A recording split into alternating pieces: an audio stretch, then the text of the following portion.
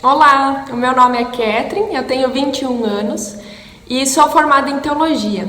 Atualmente, meu marido e eu somos missionários aqui em Portugal através da GEVAN, a Junta de Evangelismo e Missões da Convenção Batista Pioneira. E me foi dada a tarefa de trazer uma mensagem, um devocional, acerca de Sara. Mas nós não vamos ler toda a história dela, porque é um pouquinho extensa e nós não temos muito tempo para fazermos essa leitura. Portanto, se você quiser acompanhar ou quiser ler depois, você vai poder encontrar a história de Sara a partir do final do capítulo 11 até o início do capítulo 23 do livro de Gênesis, tá bom? Então agora eu vou fazer um pequeno resumo, muito breve mesmo, da história de Sara. Para começar, Sara então era casada com um homem destaque, tanto no Antigo Testamento quanto no Novo Testamento.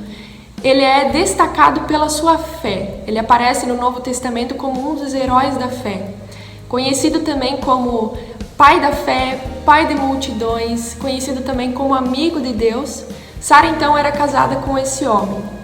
E ela também passou grande parte da sua vida longe da sua terra, longe do seu local de nascimento, longe da sua família, por conta de um chamado, por conta de um propósito especial que Deus tinha para com Abraão e a sua família.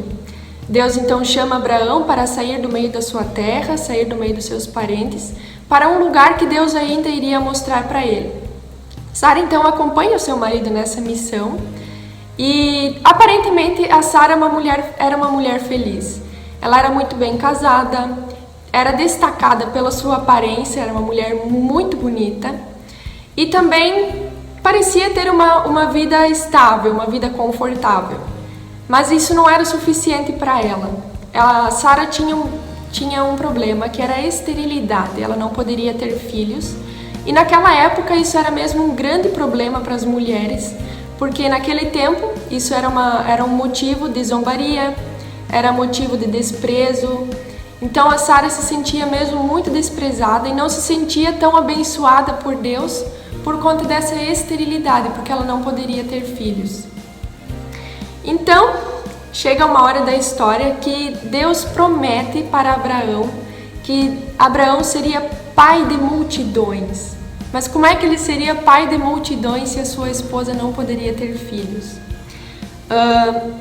Deus então promete a Abraão, lá em Gênesis 13, 16, nós vamos ler alguns versículos, tá?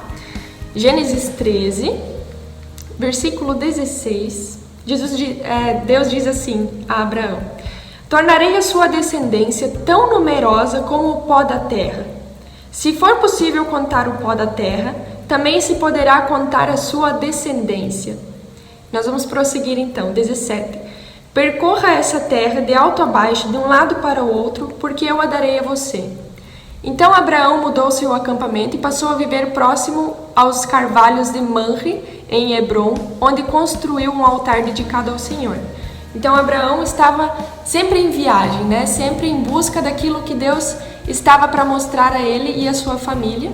E Deus também promete então para Abraão que ele seria pai de multidões, e mesmo com a esposa dele sendo estéril.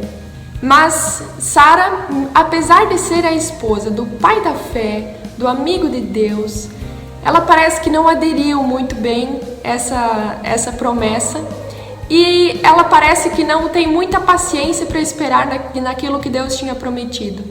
Então Sara toma uma atitude que nós vamos encontrar em Gênesis 16, do 1 ao 4, que diz assim: ora, Sarai, que era o nome de Sara antes, Sarai, mulher de Abraão, não lhe dera nenhum filho. Como tinha uma serva egípcia chamada Agar, disse a Abraão: já que o Senhor me impediu de ter filhos, possuo a minha serva. Talvez eu possa formar família por meio dela. Abraão atendeu à proposta de Sarai. E quando isso aconteceu, já fazia 10 anos que Abraão, seu marido, vivia em Canaã. Foi nessa ocasião que Sarai, sua mulher, lhe entregou sua serva egípcia Agar. Ele possuiu Agar e Agar engravidou. Então, depois disso, Abraão, quando tinha seus 86 anos, nasceu seu primeiro filho chamado Ismael. Mas depois de um tempo, Deus fala novamente com Abraão e reforça a promessa da descendência com Sara. Lá em Gênesis 17, diz assim, Gênesis 17, do 15 ao 16, nós vamos ler. Disse também Deus a Abraão: de agora em diante, sua mulher já não se chamará Sarai, seu nome será Sara. Eu a abençoarei e também por meio dela darei a você um filho. Sim, eu a abençoarei e dela procederão nações e reis de povos. E depois no versículo 19, então Deus respondeu: na verdade, Sara, sua mulher, lhe dará um filho, e você lhe chamará Isaque. Com ele estabelecerei a minha aliança, que será aliança eterna para com os seus futuros descendentes. Pronto, Deus então reforça a promessa que já tinha feito a Abraão, deixando claro, essa promessa eu vou cumprir e ela vai ser cumprida contigo e com Sara. E pronto, algum tempo depois, quando Abraão já tinha 100 anos, nasceu então o pequeno Isaque, o filho da promessa. Sara então dá luz a Isaque e Sara louva a Deus dizendo assim: Deus me encheu de alegria e todos que souberem disso se alegrarão comigo. É uma história muito bonita, é uma história que também podemos tirar muitas lições. E é sobre isso que eu quero falar agora, né? Depois de nós fazermos esse pequeno resumo. A história é muito bonita, ela tem muitos detalhes que são muito importantes. Se você puder ler, se você puder tirar um tempinho para fazer essa leitura, com certeza vai abençoar muito a sua vida. E eu quero trazer algumas aplicações práticas também, através da história de Sara.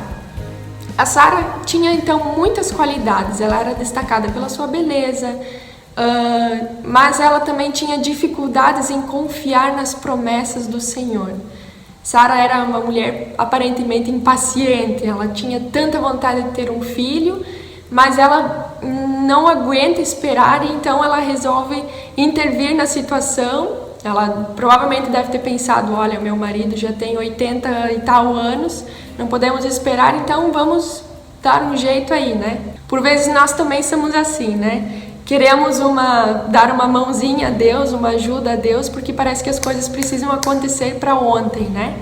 Mas nós precisamos aprender a confiar e descansar no Senhor. E principalmente em dias como esses que nós estamos vivendo, né? Que as coisas acontecem tão rápido, nós somos bombardeados de informações e nós precisamos que as coisas sejam tudo feito logo, né? Então, para nós, isso é muito difícil mesmo. Em diversas situações nós temos que esperar. Mas nós precisamos lembrar, né, que esperar não significa nós ficarmos paradas, né? Só ficarmos de braços cruzados esperando que Deus vai fazer alguma coisa, que nós vamos ficar paradas só recebendo a bênção, né? Não é assim. Esperar em Deus significa que nós não devemos ser omissas, mas sim continuarmos em movimento, mas com a paz de Deus no nosso coração. Então nós devemos continuar a nossa vida, continuar nos dedicando, nos esforçando naquilo que nós temos para fazer, mas também ao mesmo tempo com paz no coração, com aquele deleite no coração, esperando mesmo naquilo que o Senhor tem prometido para cada um de nós. Portanto, o que eu quero te trazer hoje é que nós possamos aprender a descansar e a confiar no Senhor, porque Ele tem planos muito melhores, muito maiores, e Deus sempre nos leva pelo melhor caminho. Nem sempre é o caminho mais curto, mas com certeza é o caminho mais seguro, tá bom? Eu espero que tenha sido uma mensagem que, mesmo por ser curta por conta do tempo, tenha também abençoado e que Deus tenha também falado ao seu coração. Portanto, eu não sei qual é a sua realidade hoje, mas se você está passando por algum momento em que parece que as coisas não estão acontecendo, você está muito ansiosa, precisa acontecer tudo muito rápido, calma, né? Nós precisamos descansar em Deus, confiar de que Ele tem o melhor para cada uma de nós. Nós não precisamos dar ajuda a Deus, Deus não precisa de ajuda, mas nós precisamos confiar e descansar que Ele tem o melhor para cada uma de nós.